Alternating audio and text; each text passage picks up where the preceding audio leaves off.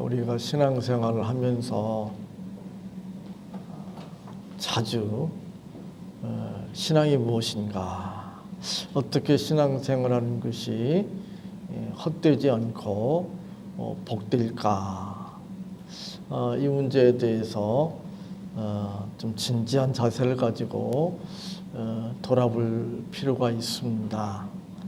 그저 피상적으로 이렇게 생각하고 그냥 생각 없이 교회에 왔다 갔다 할 것이 아니고, 과연 내가 지금 이렇게 신앙생활하고 있는 것이 하나님 앞에서 인정받을 수 있는, 또 하나님께서 기뻐 받으실 만한 정말 복된 그런 신앙생활인가 돌아볼 필요가 있습니다. 그래서 우리는 늘 신앙이 무엇인가, 어떻게 믿는 것이 정말 복된 신앙생활인가, 어떻게 신앙생활하는 것이 믿음이 좋은 것인가, 이렇게 좀 돌아볼 필요가 있습니다.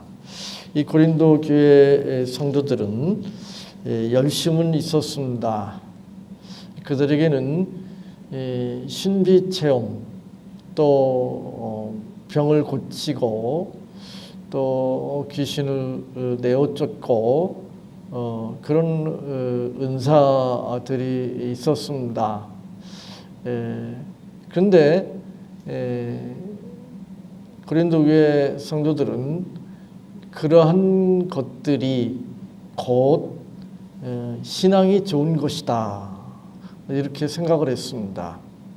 신비체험을 많이 하는 것, 또 신비체험도 좀 기적적인 그런 어떤 체험들, 그런 것들을 한 거, 또 병을 고치거나 또 방언을 하거나 무슨 예언을 하거나 귀신을 내어 쫓거나 이런 기적적인 체험들, 그런 것들을 많이 한 것, 그것이 신앙이 좋고 또 신앙의 수준이 높고 신앙이 깊다, 이렇게 생각을 했습니다.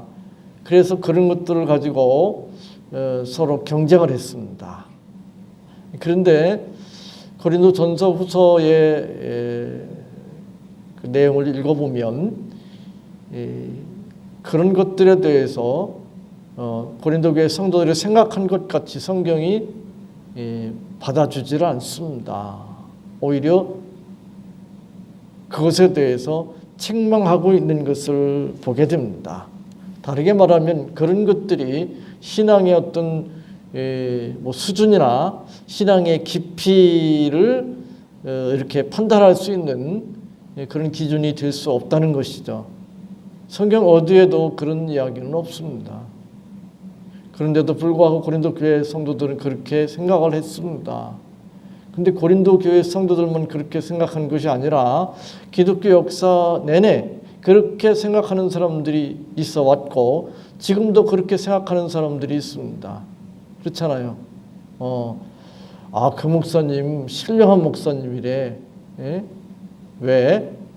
막 기도하면 불치병자들이 낫는데, 그게 일반적인 생각입니다.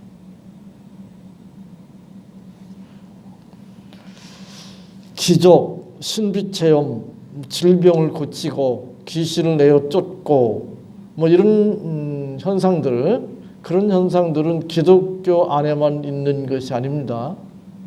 다른 종교에도 있습니다.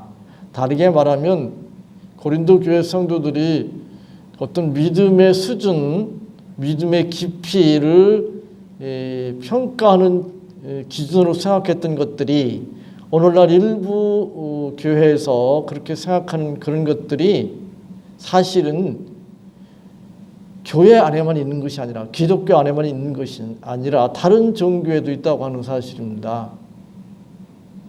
그 이야기는 무엇인가 하면 그런 것들이 기독교의 본질은 아니라는 겁니다. 그것이 기독교의 본질도 아니고 기독교의 핵심도 아닙니다. 우리가 그런 이야기 하잖아요. 본질의 충실하자. 그죠? 본질에 충실하자. 그런 것에 메인인 것은, 그런 걸 가지고 모든 것을 평가하고 판단하는 것은 기독교의 본질에 충실한 것이 아니고 기독교의 본질에서 벗어난 것이라고 말할 수 있습니다. 그래서 사도 바울이 이야기하잖아요. 무익하나마 내가 부득불 자랑하노니 주의 환상과 계시를 말하리라.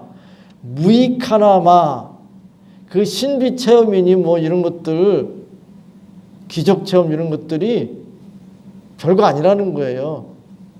사도 바울도 했다는 거예요. 근데 그거 말하는 것이 별 유익이 없다, 무익하다는 거예요. 가치가 없다는 거죠. 그런데도 불구하고 부득불 자랑한다. 왜냐하면 그거 가지고 너무 고린도 교회 성도들이 좀 거기에 매몰되어 있기 때문에, 그리고 거짓 교사들이라든지 그들 가운데 또 거짓 교사를 추종하는 사람들이라든지 또 그런 체험을 하는 사람들이 자꾸 딴소리를 하니까 사도 바울도 무익하지만 자기도 부득불 이야기할 수밖에 없다. 그러면서 자기의 체험에 대해서 구체적으로 얘기하지도 않습니다. 그냥 뭐라고 이야기해야 되나? 겉핥기식으로 이게 간단히 이야기하고 넘어가는 것을 볼 수가 있습니다. 신앙이 좋다고 하는 것은 그런 것들을 가지고 평가하고 판단할 수 있는 것이 아닙니다.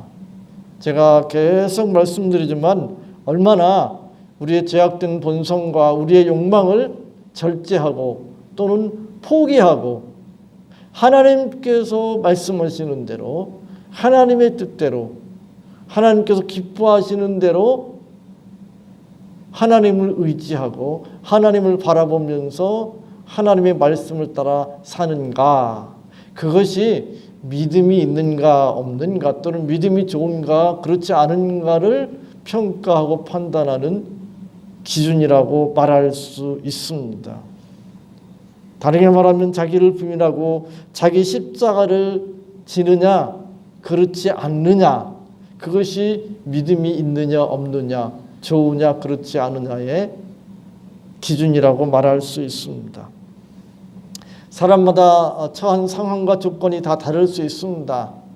그리고 사람들은 자기가 처한 상황과 조건에 얽매여서 그것에 따라서 살아갈 가능성이 높습니다.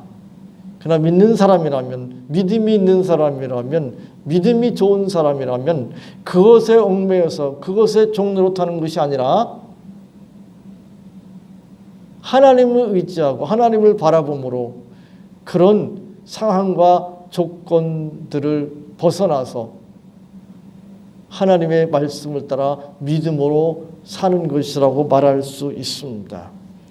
자신의 육체적 욕망에 지배를 받지 않고 새 속에 물들지 않고 이 세상의 유혹을 뿌리쳐서 죄악의 세력과 싸워서 하나님 말씀대로 하나님 뜻대로 사는 삶, 그것이 신앙이고 또 신앙이 좋은 것이라고 말할 수 있습니다. 그럼에도 불구하고 고린도 교회 성도들은 그러한 신앙에 대해서 무시하고 또 무시하는 정도가 아니라 비웃었습니다.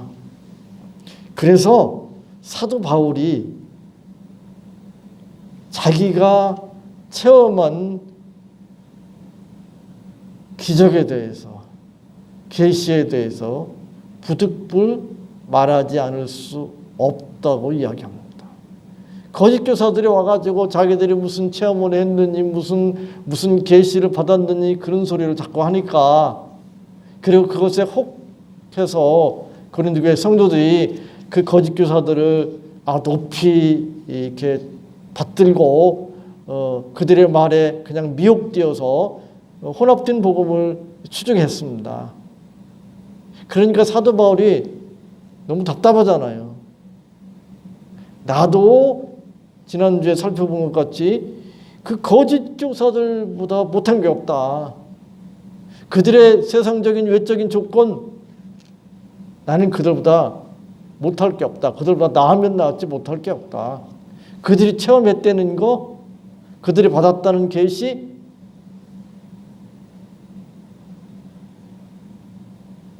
나는 그들과 비교할 수 없는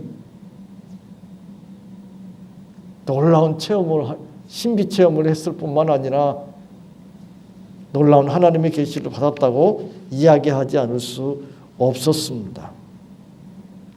오늘 고린도후서 12장 1절로 4절에 보면 이렇게 말씀합니다. 무익하나마 내가 부득불 자랑하노니 주의 환상과 계시를 말하리라. 내가 그리스도 안에 있는 한 사람을 아노니, 자기라고도 말하고 안 하고 한 사람이라고 지금 3인칭을 쓰고 있잖아요. 한 사람을 아노니 14년 전에 그가 셋째 하늘에 이끌려 간 자라. 그가 몸 안에 있었는지 몸 밖에 있었는지 나는 모르거니와 하나님은 아시느니라. 내가 이런 사람을 아노니 그가 몸 안에 있었는지 몸 밖에 있었는지 나는 모르거니와 하나님은 아시느니라. 그가 낙원으로 이끌려가서 말할 수 없는 말을 들었으니 사람이 가히 이르지 못할 말이로다. 구체적인 내용은 언급하지 않습니다. 물론 고린도 교회 성도들이 감당할 수 없는 내용이기 때문에 그렇죠. 감당할 수 없는 내용을 말할 필요는 없겠죠.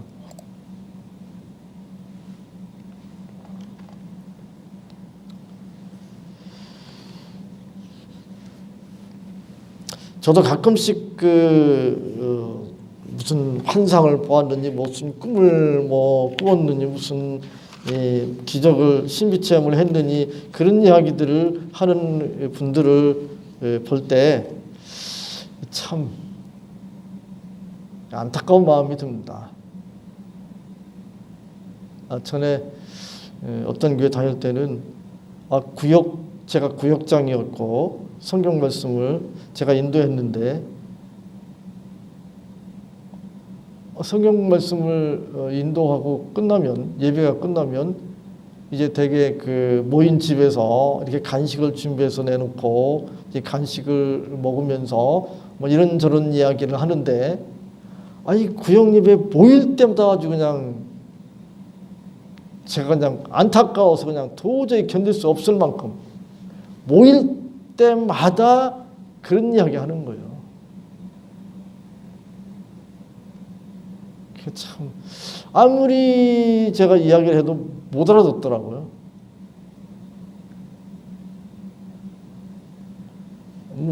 우리 교회에서도 그런 건 없었지만 제가 그렇게 설교를 하고 또 설교를 했는데 신방에서 이야기를 나누면 또 딴소리를 하는 거예요. 계속 그런 이야기만 하는 거예요. 물론 지금 계신 분들은 아니지만 교회 떠난 분들 중에 이게 너무 답답한 거예요. 여러분들한테는 그런 이야기 할 필요 없겠지만 그런 분들한테는 제가 얘기하고 싶어요. 제가 체험했던 그런 신비 체험들을, 기적들을 얘기하고 싶다니까. 근데 희한하더라고요. 제가 한 신비 체험 중에 이건 정말 불가사의한 건데, 사도 바울 표현처럼 몸 밖에 있었는지 몸 안에 있었는지 꿈인지 환상인지 저는 모르겠습니다. 근데 몸이 붕 떠서 이끌려가는 그런 그리고 그때 당시에는 제가 그런 개념을 가지고 있지도 않았고 그런 걸 본 적도 없는 그런 것을 보았습니다. 이끌려가서. 나중에 보니까 그게 뭔지 조금 이제 이해가 됐는데, 근데 제가 교회 다니기 전이었거든요. 그래서 저는 그런 생각하는 거예요.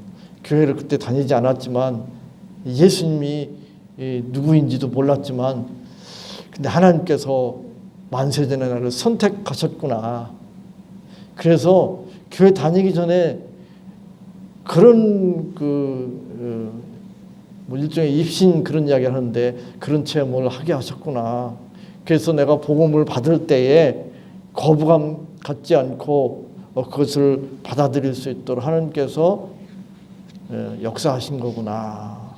뭐 그런 생각을 하게 됐는데, 그리고 그래서 제가 이 장로교회의 개혁주의의 그 예정론을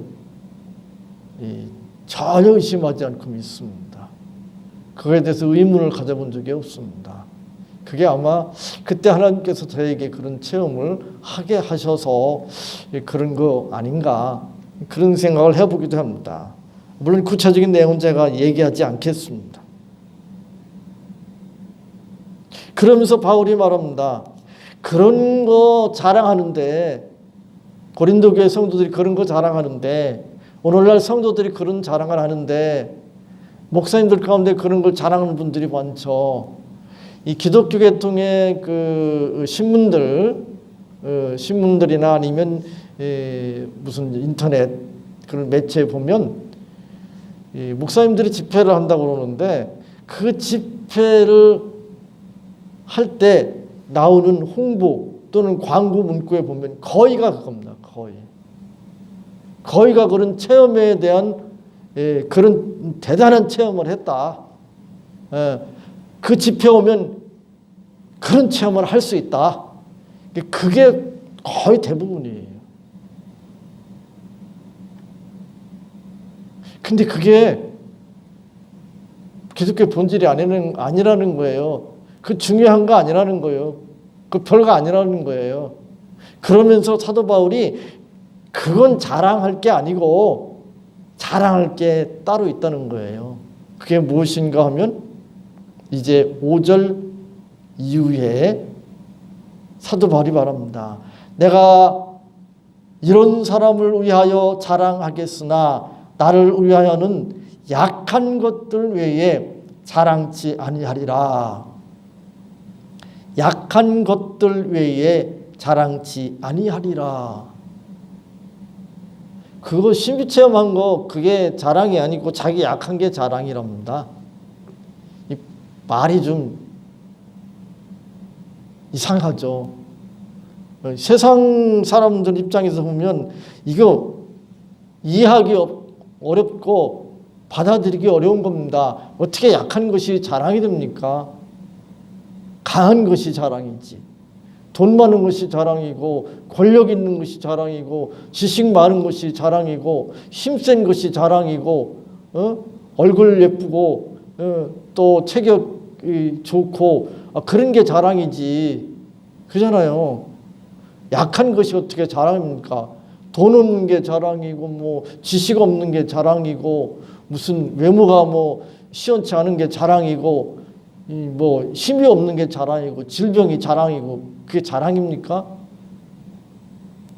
세상적으로는 이해할 수가 없습니다. 그걸 어떻게 받아들입니까? 근데 사도 바울은 그것이 자랑이라고 표현하고 있습니다.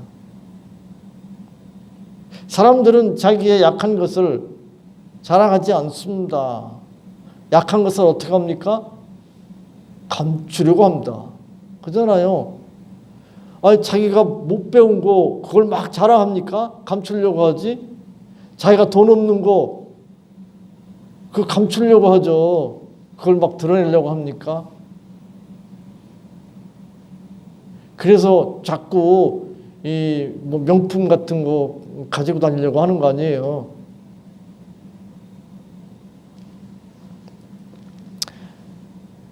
사실 세상적으로 보면 자기 약한 것을 자랑한다. 그럼 바보죠.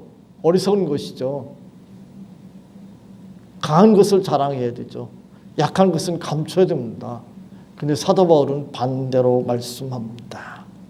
특별히 약한 것들이라고 그러는데, 약한 것들, 이 약한 것들을 이제 사도 바울이 자랑한다고 그러는데, 구체적으로 어떤 것들이 있는가?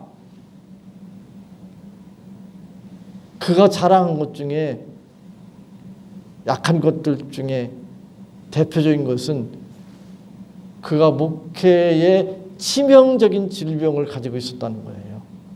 그러니까 약한 것들 뭐 다 자랑한 건 아니고, 그 중에 특별히 가장 큰 약점, 어쩌면 치명적인 약점, 특별히 목회자로서는 치명적인 약점인 그 질병을 이야기했습니다. 자랑했습니다. 이건 정말 이해가 안 되는 일이에요. 사람들이 이제 그 약점을 자랑하지 않는다. 일반적으로 그렇지만 약점을 전혀 자랑하지 않는 건 아닙니다. 자기 못난 것, 또 실수, 약점 그런 거를 때로 자랑도 합니다. 근데 그것이 치명적이지 않은 약점은 자랑합니다. 그죠? 치명적이지 않은 실수는 이야기합니다. 사람들한테. 예? 그러나 치명적인 약점은, 치명적인 실수, 치명적인 죄는 이야기하지 않습니다. 그거 이야기하면 자기 이 세상에서 완전히 그 매장당할 수도 있는데요. 그걸 어떻게 이야기합니까? 그건 어떻게든지 꽁꽁 숨기려고 합니다. 그런데 사도 바울은 그러지 않았습니다. 치명적인 약점을 자랑합니다. 세상 상식으로 말도 안 되고 이해할 수도 없고 있을 수도 없는 일입니다. 그런데도 자랑합니다. 왜 자랑합니까? 사도 바울이 말합니다. 12장 9절에 내게 이르기를 내 은혜가 내게 족하도다. 이는 내 능력이 약한 데서 온전하여 짐이라 하신지라. 이러므로 도리어 크게 기뻐함으로 나의 여러 약한 것들에 대하여 자랑하리니 이는 그리스도의 능력으로 내게 머물게 하려 함이라. 사도 바울도 자기가 가지고 있는 약점들 때문에 힘들었어요. 그래서 하나님 앞에 기도했어요. 그냥 기도했겠어요? 사람들이 약점이 있으면, 특별히 치명적인 약점이 있으면 그냥 건성으로 기도하겠습니까? 간절히 기도하죠. 좀 심하게 말하면 목숨 걸고 기도하죠. 하나님 이거 고쳐주십시오. 이거 해결해 주십시오. 그러지 않으면 저 어떻게 합니까? 그렇게 기도할 거 아니에요. 사도 바울도 그렇게 기도했겠죠. 근데 하나님께서 그 기도를 응답하시지 않습니다. 오히려 그것 때문에 내 능력이 내게 머문다. 그렇게 말씀합니다. 사람들이 강하면, 잘나면 다른 사람들보다 나은 것이 많으면 교만해집니다. 목이 뻣뻣해집니다. 그 누구도 예외가 없습니다. 사도 바울도 마찬가지고 누구도 예외가 없습니다. 제가 주변에서 예외 있는 분을 본 적이 없습니다. 정말이에요. 지식이 많은데, 돈이 많은데, 권력이 있는데, 교회가 커서 성도들이 많고 큰 건물을 짓고 재정이 세상물로 빵빵한데 목에다 기부스 안 한다고요? 그런 사람 본 적 없습니다. 본 적 없어요. 물론 겉으로는 안 그런 척할 수 있는데 이렇게 표정이나 말투를 보면 느껴져요. 자기는 안 그런다고 생각하고 자기는 안 그러려고 노력하는데도 표가 난다니까요. 다른 사람이 그렇게 느낀다니까요. 다 그래요. 다. 누구든지. 다.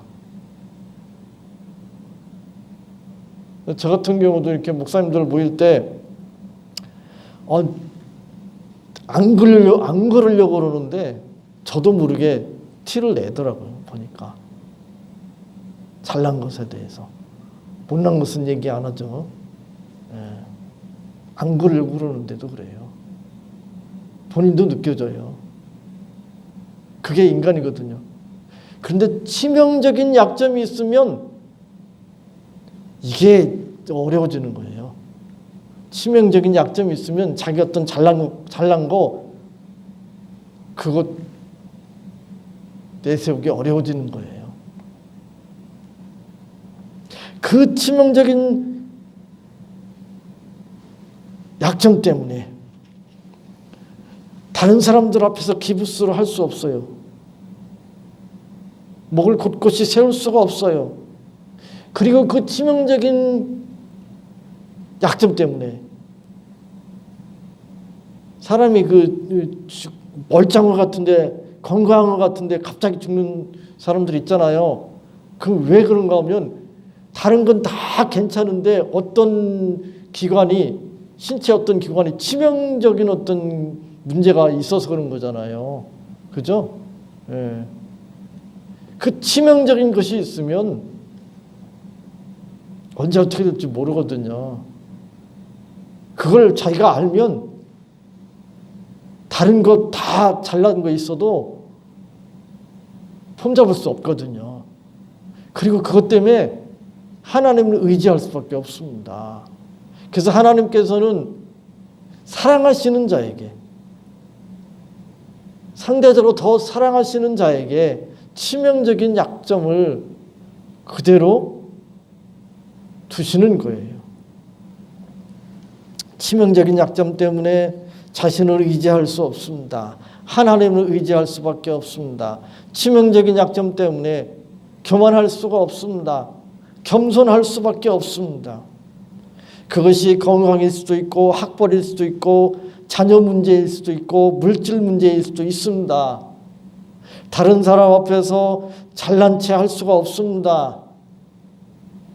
그것 때문에 폼 잡을 수가 없습니다. 그러므로 우리가 세상 살아가면서 여러 가지 약점이 있을 수 있습니다. 그것이 그냥 보통 약점이 아니라 치명적인 약점일 수도 있습니다. 그것 때문에 우리는 힘들어할 수 있습니다. 그것 때문에 불평불만할 수도 있습니다. 그것 때문에 기뻐하지 못하고 감사하지 못할 수 있습니다. 근데 신앙 안에서 보면 그것 때문에 겸손해질 수밖에 없고, 그것 때문에 하나님을 의지할 수밖에 없고, 그것 때문에 천국에 소망을 둘 수밖에 없습니다.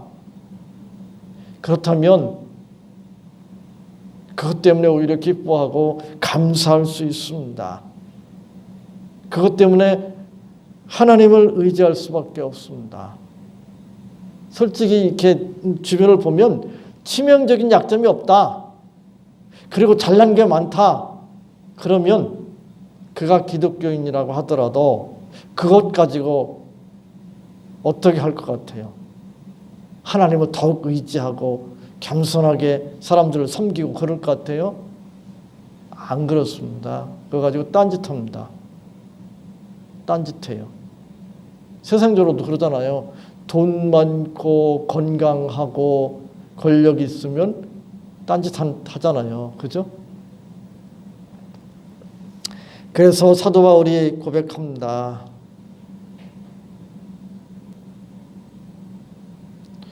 내게 이르시기를 내 은혜가 내게 족하도다. 이는 내 능력이 약한 데서 온전하여짐이라 하신지라. 이러므로 도리어 크게 기뻐함으로 나의 여러 약한 것들에 대하여 자랑하리니 이는 그리스도의 능력으로 내게 머물게 하려 함이라. 그 약점 때문에 하나님을 의지할 수밖에 없다니까. 하나님의 능력이 내 안에 머물 수 있다니까. 사도 바울은 도리어 크게 기뻐함으로 자기의 여러 약한 것들에 대하여 자랑할 수 있다고 말씀하고 있습니다. 내 은혜가 내게 족하도다. 그 족하도다라고 하는 표현을 그 영어 성경에 보니까 sufficient라고 하는 단어를 사용하고 있는데, 그건 충분하다는 이야기. 충분하다. 부족함이 없고 충분하다. 그리고 또 이는 그리스도의 능력으로 내게 머물게 하려 함이라.